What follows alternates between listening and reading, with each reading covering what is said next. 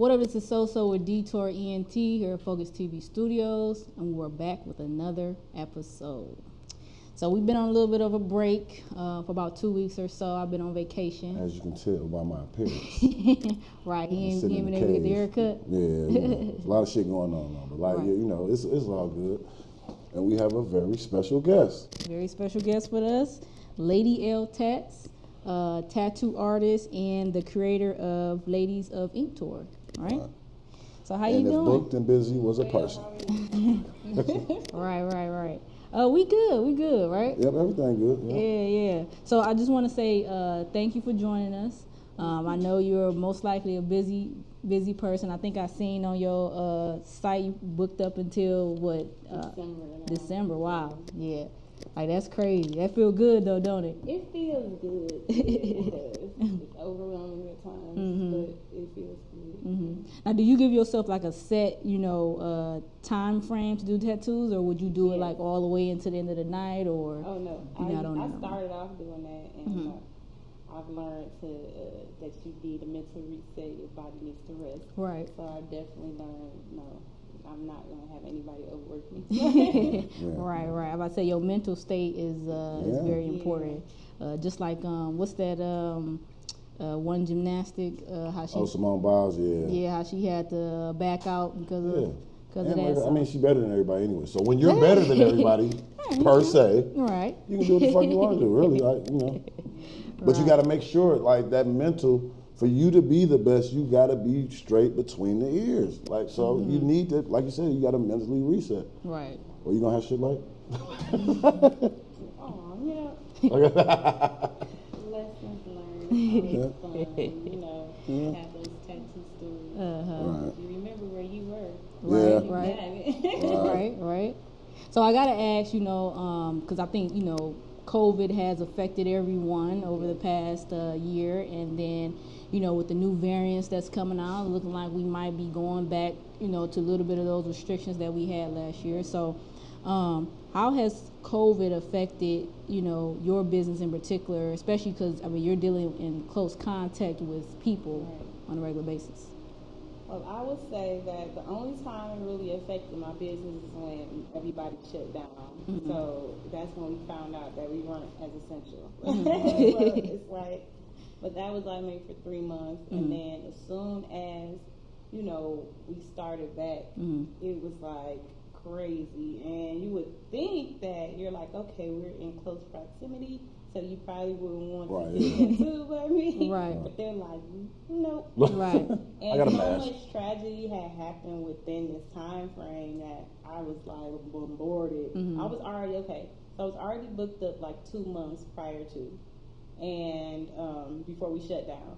So that means I had to reschedule these people, and then I had like 3 months full of people inquiring about services. New people, to fit people in. Yeah, so I'm like backed up. So now it became it would be 2 months. I'm 4 months booked in advance. And then more people just get memorials or tattoos about transformation and stuff like that.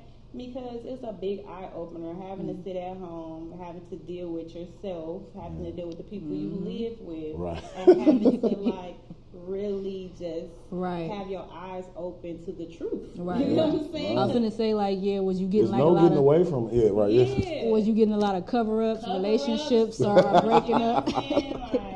People finding out about other, relationships that their husbands had. You know what I'm saying? You can't move around like you can, you can't move. The world is moving. Right. And it's like you have to deal with these issues. So no backing out with no back doors. Mental health, a lot of people started talking more about mental health, which was great, you know what I'm saying? Because they used their platform to talk about it, because I think a lot of people realize, I'm not all right. And as long as I'm moving, I'm not having to deal with. Right, but once you have to sit still, it's in your face.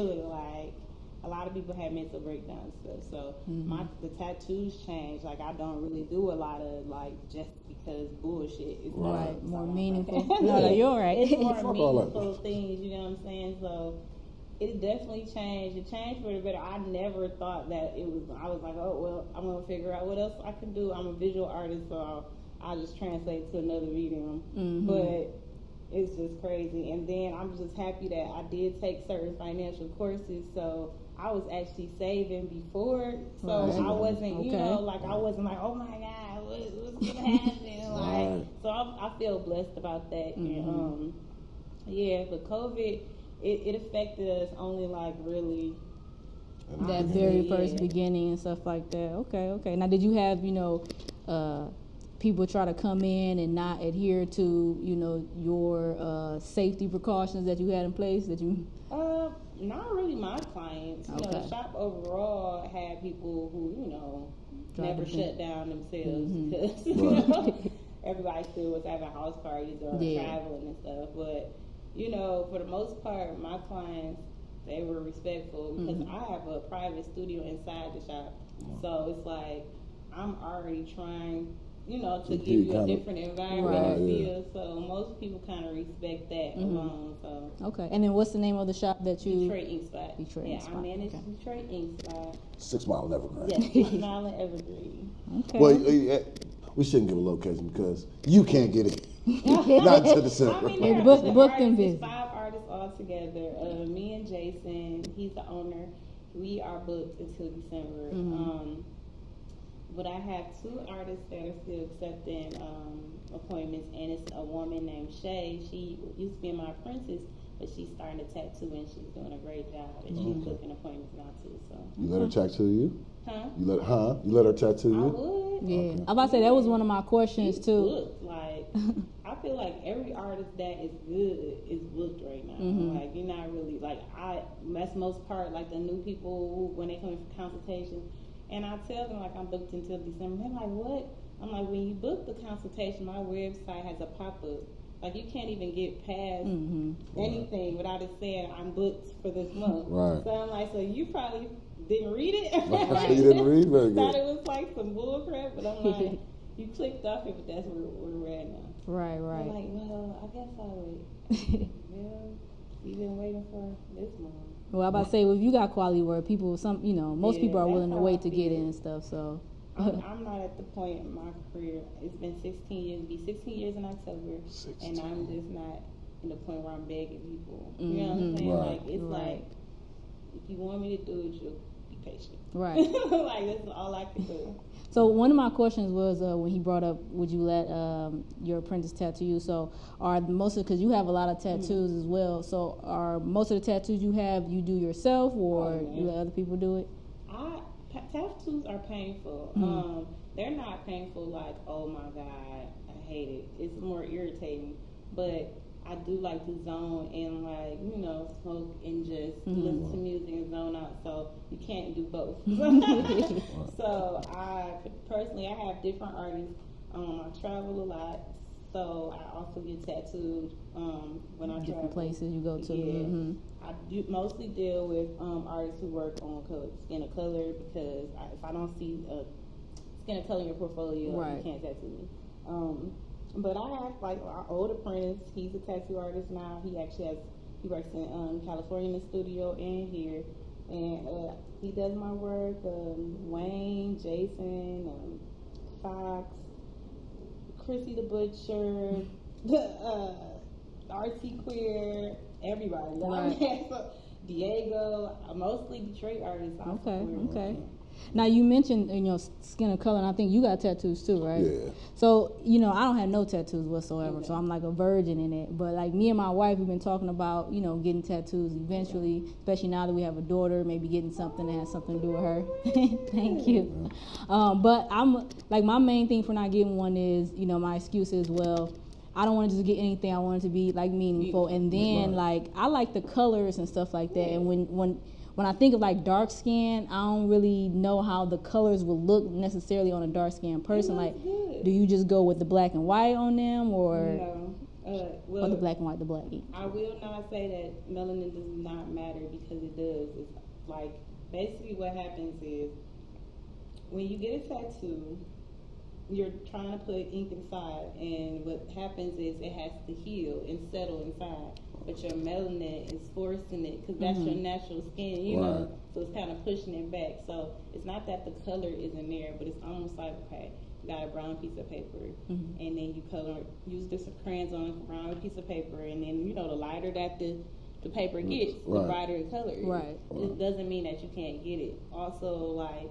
bolder lines help hold color more. Okay. So if you see some of my color pieces on darker skin tones, you'll see bolder lines because the color pops against darker tones. So sometimes I'll push like just not a flat pink, it might be a red going into a pink. So it makes it look like it's all pink. Right. Okay. Just kind of have to know about color theory, and you have to know about skin, and that's where the artist part of tattooing. That's being the artist, right. Because a lot of people just jump to it like, I can draw Goku.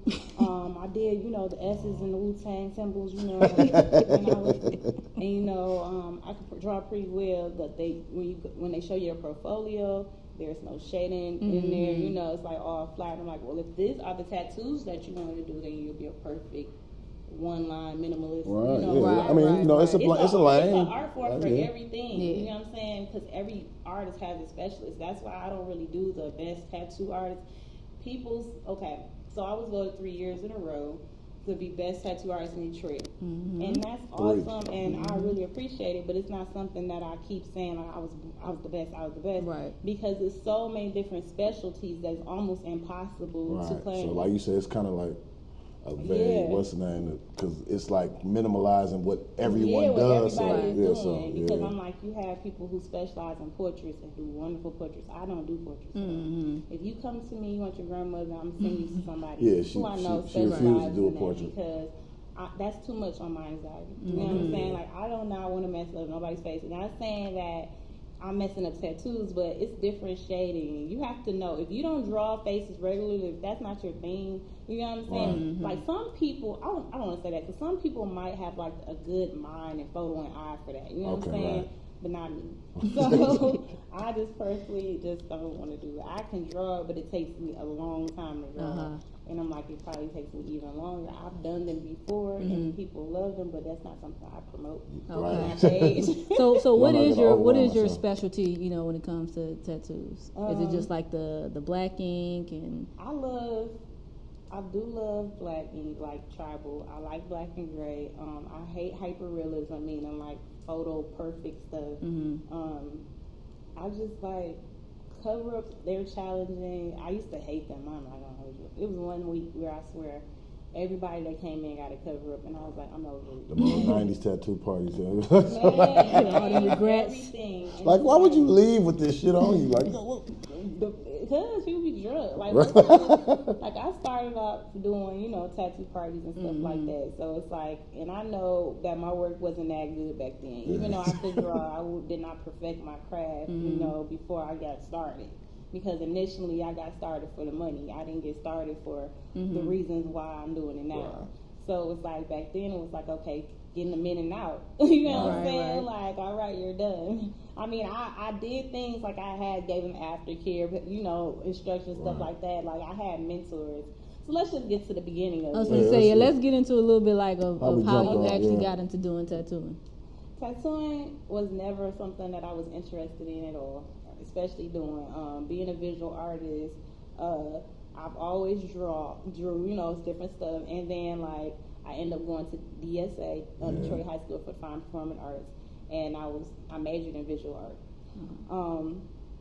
Even then, tattooing's nothing that was in our curriculum to even part of history. You know what I'm saying? Not spoke about it all. Then I went to college for creative studies. Still, like tattooing. When you hear about tattoos, somebody crackhead uncle doing from diapers. You know, like nobody really was, especially anybody black, was really talking about a professional tattoo artist. So, it's just nothing I thought about. So my friend Dana, my friend Dana from high school, we were out of high school, we were still hanging around. She wanted to go to a tattoo party. So we went to a tattoo party on the east side, and it was a guy named Danny Boy. He was there tattooing. Okay. Everybody knows that. And I won't say, I don't care. I don't want to throw no shade. He was the best artist, but he did a good job tattooing. So I was like, I'll draw your stuff for you to get, and I'll draw mine. I'm like, and then I end up kind of helping, you know, the kind of tattoo parties people start, you know, like, oh, you know how to draw. Like, draw mine. So that's what happened, and he actually told me, like, you know, would you be interested in tattooing? And I was like, I don't know. And then I'm like, he's actually making money though. You know what I'm saying? I'm seeing this money. Right. And at the time, I had already had my daughter. I was 20 years old. I had my daughter. I would work 3 jobs. I was a certified massage therapist. I was working at Macy's, working at Athlete's Foot, just trying to make it. So I'm like, okay, maybe I should, you know, consider. But I didn't jump right into it. But it was always in the back of my mind every time I would look at my paycheck, and it just wouldn't make sense. Right. So what happened was I started getting tattooed by this guy named Eric. He worked at Greenfield Plaza at Dermographics, this tattoo shop. And I tried to get an apprenticeship there, but she said you can hang around the woman Billy. She owned the shop. She's like, you can hang around there. I'm like, I ain't trying to hang around. Like, trying to get popping, get in, do what I need to know. Yeah. So basically, what happened was I was asking him questions about tattooing, and he didn't even know. Like, he started doing my tattoos, and I would ask him questions, and then eventually he just got, I guess, hip to it and was like, I got some old tattoo equipment, you know what I'm saying, you can buy off me. So I ended up buying a whole, like I said, I think I paid $300 for it or something. That man helped me out with it too. And I didn't know what I was doing, but he was trying to show me the setup and stuff like that. So I would go home and practice on this stuff called practice skin, which is terrible. You know what I'm saying? It's nothing like skin at all. It was like some rawhide type stuff or something? Yeah. But then I found out about oranges, grapefruit, chicken skin, pig ears, stuff like that. So I was practicing on that. Found out my sister was like, you can do your first tattoo on me. This was like maybe, and I'm not gonna say that I practiced for maybe 4 months straight, and then I was like, I'm straight. I ain't doing this. Like, this is too hard. Like, none of my lines are straight. Like, this is stupid. And then, like I said, I got tired. Like, the athlete's foot, I don't even know if I got fired or quit. You know what I'm saying? It was more like, whatever. We agreed to just, like, I'm over it. You know what I'm saying? I'm like, it's just too much. So I ended up doing my first tattoo on my sister, and she ended up being okay. You know the lines. Now, where did you put it at? Was a heart with a Z, because her husband name was Alexander. She didn't want to they weren't married at the time. They just started dating. They've been married for 10 years now. So it was a Z with a heart because his name had a Z in it for some reason. Alexander. Yeah. Okay. So, and I colored the Z in red. It was small. It was probably like maybe half this bottle, but I was proud of it. And I posted it on Facebook, and people was like, "Oh, you do tattoos now?" I'm like, "No, but yeah." And I'm like, and a lot of people, you know, from my high school and stuff, or from college, was like, "Well, I know you could draw, so what's the worst that can happen?" And this looks pretty good. So first, I was just only doing names, and it was terrible. And then it was like, then I started running out of tattoo supplies. I'm like, these needles running out, so then I had to try to, you know, being what is called a scratcher, you know what I'm saying, which is somebody who's not formally taught. It was hard getting tattoo supplies. Like, you were in a lot of supply stores, like one medical store, and I think it was like where was it at? Started with a W. Somewhere far, okay? And it was a medical supply store that also carried tattoo supplies. So I had to like build a relationship with this guy so he could trust me enough to sell me supplies and everything. So I was banging on my house. It got so crazy where it was like I wasn't really getting sleep, because I was like, I need to market myself more. I was going to festivals and stuff, passing out flyers and shirts made. But I was seeing rejection because my stuff be on the floor. You know, it's nothing like having your precious money that you done spent on marketing materials, just somebody using that as a friend. They ain't even read this shit, right? It's just on the floor. My weed trays. Weed tray. Exactly. So, yeah, it was. I feel like it wasn't too hard because I had drive because I know what I wanted in the long run. Right. And I made so much noise in my house because I started going into the strip clubs. Like, once I turned 21, I was like, okay, I'm about to start hitting these strip clubs up because Strippers like tats. They do. They be tattooed up. Like tats, they show their bodies. Like, we live in Michigan where it's mostly cold. You know what I'm saying? So I'm like, who could show my work off fast? And all year round, right? Yeah, all year round. Genius. So I went to strip clubs, both male and female, and they became my clients. And those were the ones who really kept me up late at night because they get off work and be like, I'm ready right now. Like, you know, I got the money, so it's like I had fun with that. And then I started making so much of a buzz that I had got asked to come down to Wayne State University. It was a place called Salon X. It's called the Social Grooming Club now. But before then, it was Salon X, and the guy, Sebastian, actually used to work there as a barber that owns the entire thing now. And but it was another guy that owned it, and he had a tanning booth in there. It was like an upclass line on Wayne State's University's campus. So he invited me in there to tattoo. And Wayne State will always do like free concerts every year for their students. So this year it was Gym Class Heroes and Tiger. Okay. I didn't know who Tiger was at the time. I cannot lie. And he was kind of just, I guess, up and coming. He was on the cusp. Yeah, the lime and the coconut. I'm about to say, I think I seen the photo of you guys too, and you looked all young, little babies. Yes, with the Cat Von D poster in the back. She was like the only woman I knew at the time that was tattooing for real. And so what happened was Travis from the Gym Class Heroes, he had got off the tour bus. They pulled up like directly in front of the shop. So it's like divine intervention, and I'm a fan of his. I don't know about Tiger. It's not. So I see him, and then everybody's like, and I never really been like that. My mom, she kind of just starstruck, like people are people. You got talent just like anybody else. You know, it's just people. I was like, okay, mom. So I just learned to talk to people when you want to know questions to answers the questions. So I asked him, I said, how many tattoos do you have? And he was like, a lot. I used to do tattoos and stuff like that. And then he started showing me his work, stuff like that. I was like, oh, okay, cool. Then he was like, you think I got a lot of tattoos? You see my cousin. So then he goes on the tour bus and gets Tiger. And like I said, I'm just seeing him, and I'm like, who is this man? Because his tattoos, he looks so young, but his tattoos are like all the way up. Yeah. I'm like, oh, you don't see that. Right, I'm like, I'm thinking maybe he might be Latino at this point because you don't see it often. So he was like, no, I'm from California. And he was like, oh, you do tattoos in here? I was like, yeah. He was like, let me see your work. So I showed him. He was like, I want one. And I was like, oh, just like that. And once again, I don't know who he is for real. But he's telling me a lot of stuff. You know what I'm saying? A lot of stuff. And revealing a lot of things. So, I guess you probably get that a lot too when you do people tattoos. They just be talking a lot. Barbers and tattoo artists, they know all your secrets. So, but it was a cool experience because once I posted the picture, I guess a lot more people knew who he was than I was. So, some people are like that when you start tattooing, like people that's like, oh, this is the person. Then like, that's when they come to talent. I'm tattooed this man. I'm like, okay, well.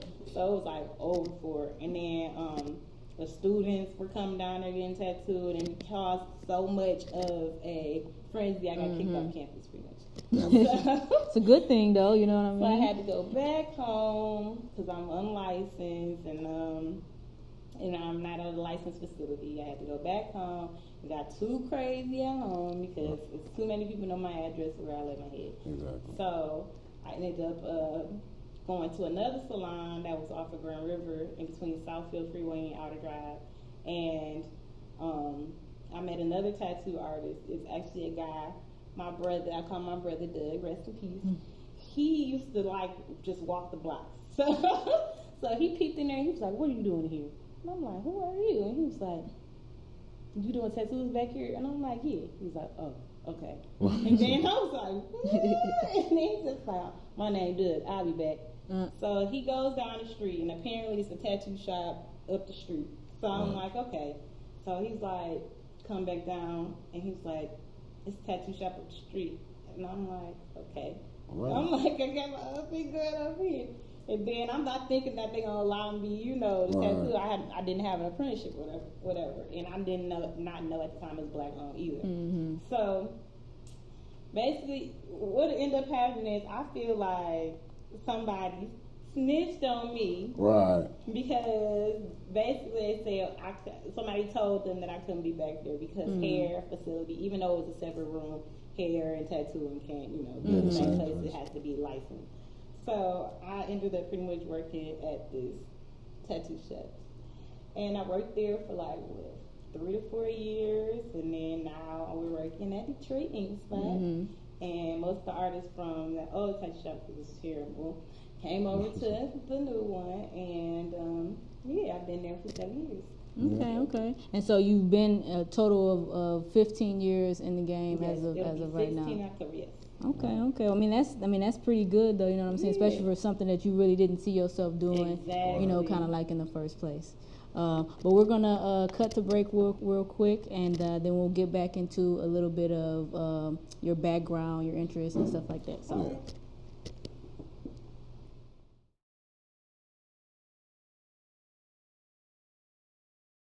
All right, welcome back. So I did hear you say, so you went to DSA and you majored in visual arts. Yes. You went to college, majored in visual arts, basically there.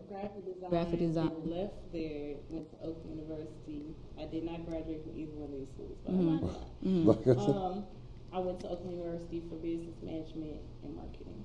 Okay. So I mean, yeah. So that business probably really helped out too, like you starting your own tattooing business and stuff. So, with you having like that background in arts, I do see a lot of artists that do paintings and like other different artistic outlets. So, do you have any other forms of art expressions that you do besides like the tattooing?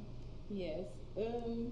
I make erotic art sometimes, but they're mostly drawings and like digital art. And I also make, like, some people hire me to design cannabis bags because now it's like the new thing to have the bags. And, you know, it's weed fake weed. fake weed. And then, I really, most of my art goes into tattooing. And I do get extra time, which is rarely because of my children. Yeah, I paint sometimes, but they never are finished. Like I have so many like stuff that's unfinished. Like one day, then, one of these days. I also make weed art. That's another thing that I haven't got a chance to in a while. But I actually make like paintings that have like if it's a gorilla, I call it gorilla glue. I make it from a shape. Okay. You know what I'm saying? And then I put a resin over it to seal it. So. And it hasn't been done before. I'm trying to trademark it. Right. So. Right. So yeah, but most of those pieces sell like to I have 2 of my pieces sold to my friend. She owns a dispensary. So. Okay. So like, how would you describe your personal artistic style? I think it's like multi-medium. Like I like to use different things. I don't like if I paint. I like to put something else on it. Like. I don't know, it could be anything. I just like it to be more 3D, more something that you can feel. I like collages and stuff like that. My tattooing style is very detailed. I don't really have like a particular like thing that I just stick to. But whatever it is, I try. As long as it's like not minimalistic, I try to use like details. Like I love detail. Okay. So what is your one of your favorite tattoos that you've done on someone, and then what is also like your least favorite tattoo that you've ever given? Okay, most favorite. That's hard. But I like doing my mandalas. Like they're like flowers, but they have a lot of like lines and geometric things like that. Okay. Like tribal stuff, maybe, and stuff. It's like good for my anxiety or something. Just like a coloring book or something. Just to stay focused on the lines, just making them like clean. So I like stuff like that. Okay. And then, like, what is your least My favorite? least favorite. I know you said, portraits and stuff like that. My You don't least really favorite, do. I honestly, But would that you've probably done. say these butterflies. Like, I understand. So I've seen so many goddamn butterflies. Yeah, like the 3 butterflies really made butterflies make a comeback. They're like, you can have a butterfly look like it's sitting on my skin. Like, it was like, oh, they're coming back now. Like, oh my god. God damn it. But I don't know. Honestly, I don't like real girly tattoos. Like, I like flowers. I do. I just don't. I'll be tired. You'd rather steer clear of those ones. Yeah, or if we do have flowers, just something different. Like, I really encourage people to think about, what's your birth flower? What's, somebody love birth flowers. Right. Just don't come here with no punk ass rose, man. Look. But even a rose, there's so many different species of roses themselves that it's like, you guys can really do some research and stuff. No, ain't nobody doing that. They know one type of rose they're gonna put on their hand or something like that. But I'm like, for the sake of my portfolio, let's do something else, right? Yeah. Now, do you what's the? Because I always wanted to know, like, what's the most painful area like you can get a tattoo? Bone. Bones, elbows, chin. Chin sound like it hurts. The nerves, yeah. Collarbone's alright. Shit. The nerves in your back and hands and feet are something different. I've heard the ribs, but I feel like everybody's pain tolerance is different. So you're gonna have and then everybody's experience with their tattoo artist is different too. So it's like somebody might be a little more heavy-handed, so you got a bad experience from getting something that might not have been a painful area. You know what I'm saying? Then you just have people who are very sensitive, like to touch. So it's like everything's gonna hurt you. But from my experience, I would say fingers. What? And you got, but you got both hands done on your fingers. I did my fingers first, and then I actually had my friend at the time go back over them because it was insane. And then these down here, they kind of faded, but it was supposed to say "Stay woke," and I just got woke. Because I'm glad I got woke first because the stay was not going. It hurt so bad. Like down here, the closer you get to your fingertips, it's just. Now, how many tattoos do you have in total, like right now? I'm pretty sure she lost count. Yeah, it's so funny because my friend just asked me that before I got it. He was like, "How many tattoos do you think you have?" I'm like, I want to say this counts as one, but then I have extras. I might have like 30. 30. Do you see yourself covering like your entire, like body in them, or there's a stopping point for you? Body, but I just at this point I just get things that I move to get things. All the things mean something to me, especially now. Like I do have some silly tattoos. Like somebody thought one of my tattoos is the Pringles man, but it's not. I just made Salvador Dali and Frida mixed together, and I made it to an emoji. Happy face. So it looks like a Pringles guy. But I love it. I know what it means. Right. It's all I say, as long as you know, right? I know what it is. You can ask me about it. Like I said, I wanted to get into one of the dopest things I think you have is like you have your own like kind of patented signature tattoo. It's so simple, but it's so cold. I didn't even think that it was going to it was something I did for me. Right. And it's this queen tattoo right here. Queen period. It's a statement piece. And it was back when I just, I used to have a lot of insecurities that people wouldn't even know about. And it affected a lot with how I viewed myself and how I would treat myself and allow other people to treat me. And so once I kind of, got on track with loving myself, I said, I'm going to get this tattoo to remind myself that, that I deserve. You know what I'm saying? Queens, I feel like people, I don't say worship because I'm not into that, but they just leave, they kind of put them at a higher you know. Right, yeah, you put that Pedestal, higher Yeah, chord. it's yeah. like almost like a pastor or something. Right, Like, yeah. you know, it's like how you hold yourself. You know what I'm saying? Right. Like, you know, I have children that look up to me and stuff like Right. that. So I'm like, I gotta change that. So, Okay. so I posted that, and then they was like, I like that and I want that. So then it was like, okay, fine. So I'm only going to charge $25 for this because it's a meaning behind this. It's not just a tattoo just to be getting Right. it.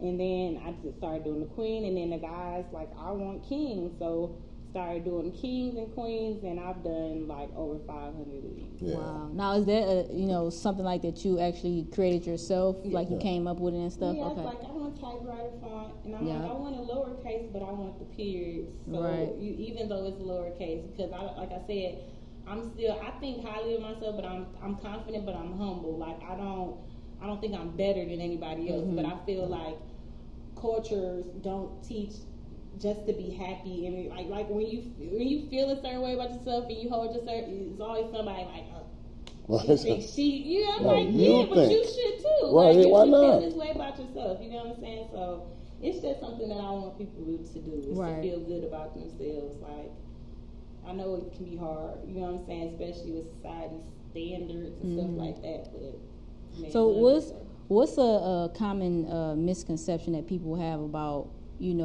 what you do with the tattooing? Common misconceptions probably were more from Christians, but religious people. You know what I'm saying?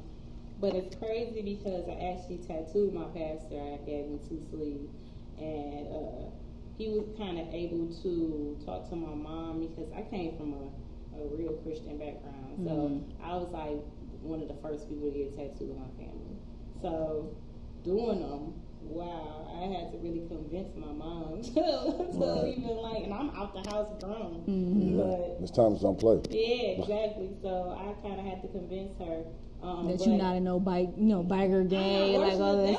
Like, it's deep because the Old Testament says something about tattoos, which the Bible has been translated God knows how many times. So now we're supposed to just pick up this one translation that says tattoos on markings, and they just ran with it instead of really doing the research. That's wild. And my pastor, he wasn't just called by God. He actually went to a biblical school and like went over different and like really did research on the Bible. And he says he broke it down to such a science that it makes sense. Like I say, it made sense a little, right? Yeah. Why would you think that these tattoos are of the devil? I remember, I don't know, it was just Christian people used to say, yeah, because when you get to heaven, whatever you have tattoos, it'll be removed, or like It's no clean, you're gonna be cleansed of your tattoos. my arm's gonna be gone when I get to heaven. Like I had an older woman just go crazy on me one time, and then I just was so happy that I had this knowledge she gave me. Right, yeah. So you don't know I'm gonna get it, yo. I forgot the verse because it was years ago, but it was like, he told me that information. It was like 2 weeks later, somebody texted me. And I was like, watch you're this. talking about such and such. Right. About this, and that. And then she's like, oh, okay. Like, yeah. Right. Right. Like, it's crazy, but. Bars. But, yeah, first, people, you really got to prove.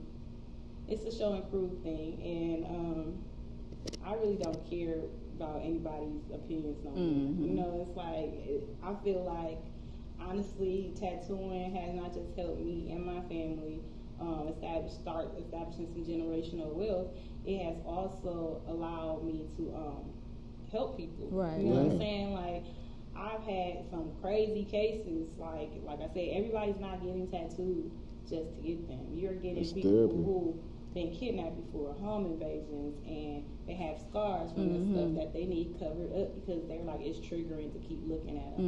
And when you can turn something horrible, a horrible situation, into something beautiful, why not do that? Right. And that's why I said before it was about the money, but now and I realize when some people just still from years later, like, girl, my tattoos still look good, and I'm married now, and you know this and that, and they, it's like most of my clients become family because I've tattooed them over the years. Now their kids are my daughter's age, stuff like that. So now they're signing waivers to get them tattoos. So I'm like, oh my god, like, I remember when you was a baby. You know what I'm saying? So it's like, it just feels good to be able to not just make money, but know that you're actually helping people. You know what I'm saying? Now, one thing you said that you just said was that, you know, you have to like prove, and I think, you know, in this type of industry, you know, you being a woman in it, and a lot of times you think of a man being a tattoo artist and stuff. So that's gonna bring us into, you know, the next thing that you have under your belt, which is the Ladies of Ink tour.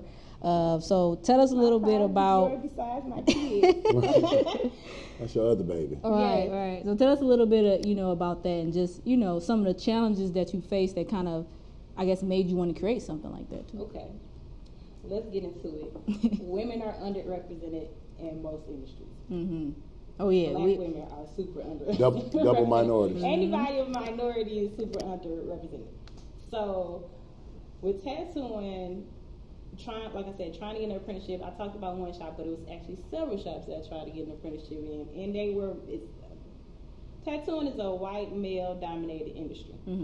And it's like, it was not really a welcoming feel, you know what I'm saying? Sometimes, even if I had seen a woman in that shop, I might have been a little bit better, you know what I'm saying? But it was like, just not a welcoming feel. I'm like, maybe I don't even want to work in a shop like this anyway. So, because the energy is major. So, basically, I said, I know when I go to any job, because of everybody wants to talk about the elephant in the room, or they scared, but there's a lot of racism. And when you enter any kind of job field, you want to feel comfortable. You want to feel like you're going to be there for 8 hours out your day. You want to feel like you belong, or somebody accepting and welcome, embraced, have some fun, whatever. So one day I just thought, I'm like, I don't know any other black female tattoo artists outside of this. The legendary Jackie Gresham, she is accredited as being the first black tattoo artist. Okay, and she's a female. She's from Flint, Michigan, but she actually has a shop in New Orleans. The oldest, it's a historical shop called Art Accent. Yeah, I heard. And she's a wonderful woman. But other than that, I think I knew Imani. She was in DC, but I know no tattoo artists in Detroit. So I asked people, do you know any black tattoo artists? And then they were like it was like cricket. And I was like, what's going on? This is years ago.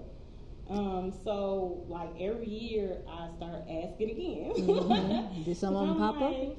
Dang, I'm like, it would just be nice to meet other, artists. And then I'm like, it would be even nicer to travel with them. And at the time, we were I was just thinking shops, you know. I'm like, dang, I have to establish a relationship with shops, you know what I'm saying? Right. I'm like, dang, I need to really put myself out there and network and stuff like that. But just upon just building it over the years, I had my sister Imani help me, like, if you find somebody, let me know. I had my mentors. I reached out to different mentors, like, during my whole tattoo process. Maya Bailey in Atlanta. I just asking, and as the years, started going by, like, I think about year 5 of this vision, I had maybe like at least 7 to 8 people, and I like put them all in a group chat and was like, look, this is the idea I have, would y'all be down? And then it's like, first you had some people that jumped right in, it was like, yeah, and then you had some people like, I don't know, which you can respect, because a lot of these girls did not leave, their states, you know what I'm saying? So it's like, you asking me to go with people that I don't know, and you travel around.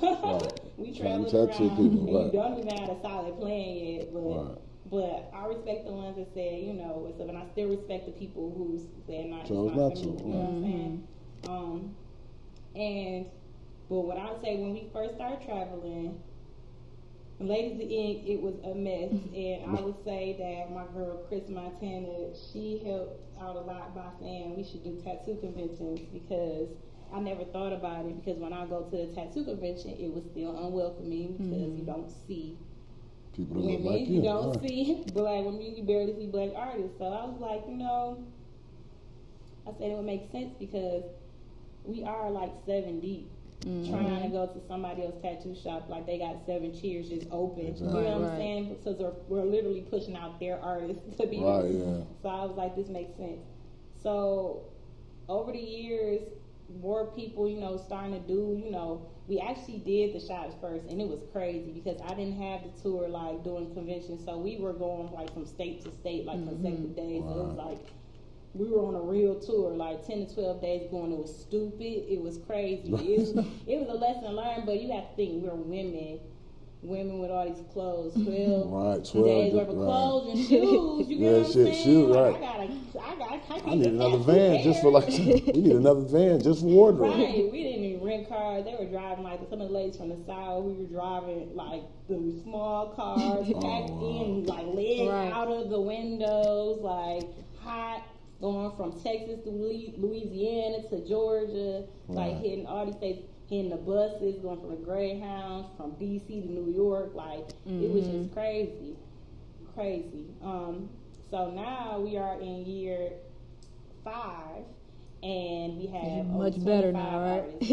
We have over 25 artists. We've expanded to Canada. We were just about to expand to the UK right before COVID hit, but I'm still working on that. And it's just awesome. It's a sisterhood. We definitely get a lot of attention because, like I said, even if the 25 women, because it's impossible sometimes for everybody to just be able to make all the styles. Right. So it's at least like 15, at least 7 at the least to 15 at one stop. So we're literally taking up a whole wall of booths. So it's just crazy to see people's reactions because they see us and then they looking like, wait a minute. And then we got all our banners up and they looking at the different states that we're from on the banners. We're like, what? Then they looking like, these are all women. Like you were literally reading their lips like, these black women? Like, oh my God. What is this? Like, what is this about? And so like we've been interviewed by Viceland, Mike.com. We were featured on Little Women Atlanta, and we were able to, tattoo a couple of them, and it was so dope. It's just dope to see something that was just a vision, and that you just see it flourish and become something bigger because you influencing and inspiring other women. Because it's not just U.S. You got people from Africa. It's a woman in my DM right now from India. Like I wish I could join you guys. Like shit, why not? I mean, we travel anyway. We travel anyway. Like, but like even males, walk up to me. I was part of a documentary a long time ago called "Color Outside the Lines." And just to see people like, you inspire me, and other black men and other men. I'm like, what? I'm about to say that's good because, I mean, it seems like you're really making a lane for these, these artists. And then it's like a sisterhood, in a way, too. And I think one of the girls that was on your tour, Bree, me and my wife actually know her through just common people and stuff like that. That's Artsy Queer, that's who did that was it. That's my sister. I live with her. Yeah. Now, the last thing I just wanted to ask you was, what is some advice that you can give someone who may want to get into doing tattoos or someone that's, just starting off? My main advice is to trust your journey. Do not compare yourself to anybody. It's hard because you look at other people's work, but it's their work. It's their eyes, their perspective. Don't try to rush it. And that goes with, like I said, really just being focused, like tunnel vision on yourself and getting better and better in yourself. Because you might have a style that nobody else has, you know what I'm saying? Like some people, they just, I don't know, when they think of tattoos, I think they just think about realism. They don't really think about the things, so many different lanes outside of it. Like I've seen a complete abstract tattoo that's like dope as hell. You know what I'm saying? Like, I don't know what it is, but it's fire. You know what I'm saying? Like even just paintings, like triangles, stuff like that. It's steady hand. So yeah, just don't be discouraged. If it's something that you truly are called to do, then everything will fall in place. Right. As you can see, this is a testimony right here. You know what I mean? Long way, 15 years, going on 16 in the game. And don't get too big-headed where you feel like you can't learn, because it's always something to learn. I started from a $50 machine with a power supply that a tattoo supply place actually brought for me because they said it looked like a World War II on radio to $1,000 machine. You know what I'm saying? And it's an investment. Never be afraid to invest in yourself. Yeah. Right. Speaking of prices, what's the most expensive tattoo that you've done on someone? Like probably $2,500 altogether. Was it like a giant big back piece? Okay. Yeah. That's crazy. That's somebody that really wanted. It's back, but it's like goes, you know. Yeah. But you don't just pay it all up. You know, I encourage people, like, when you have big things like that, please break that. Especially your skin needs to settle. You're still swelling, even though you're like, oh, I'm not hurt. But I'm like, but your skin's swelling, you bleeding out. Everything I'm being like, I don't know what's killing me out here, right?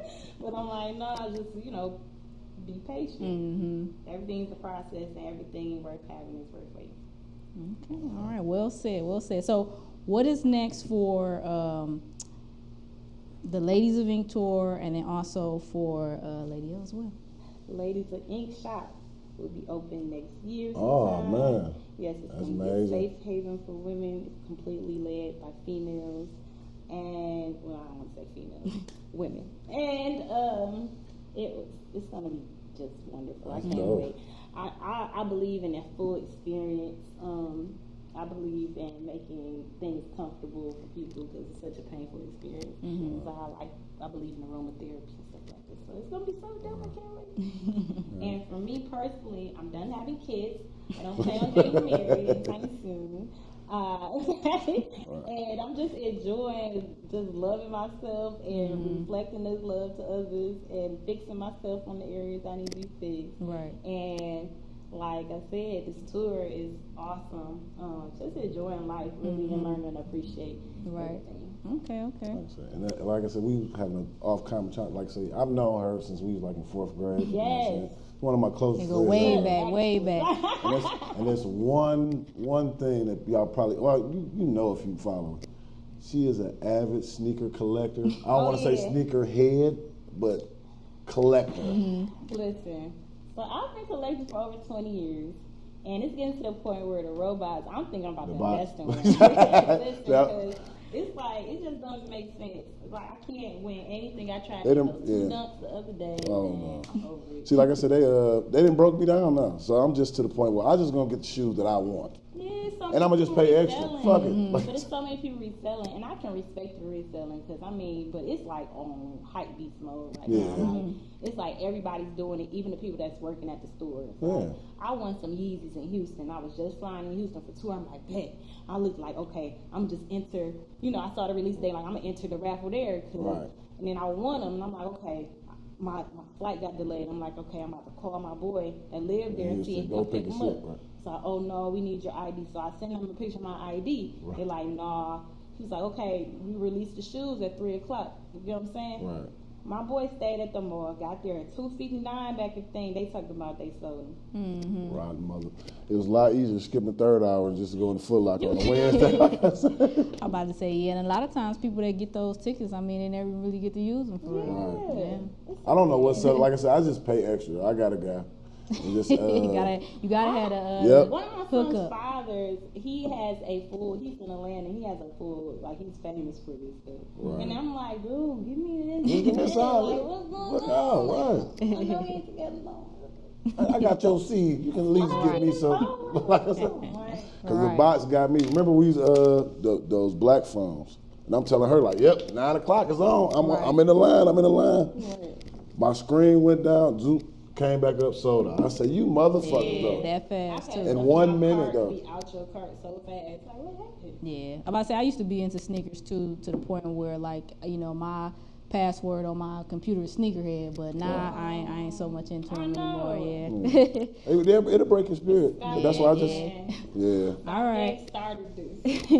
All right. Well, we want to thank you and appreciate you for coming out and speaking with us. Thank you. Lady L. Let them know too where they can book an appointment, when they can book an appointment. Never. Let's be patient. I actually have a website, www.ladyltattoos.com, and you can actually book a consultation with me in person or virtually online, and you can also fill out the appointment request form, to just get straight to the point. And yeah, I'm looking for December right now. All right. After this interview, it'll be August again.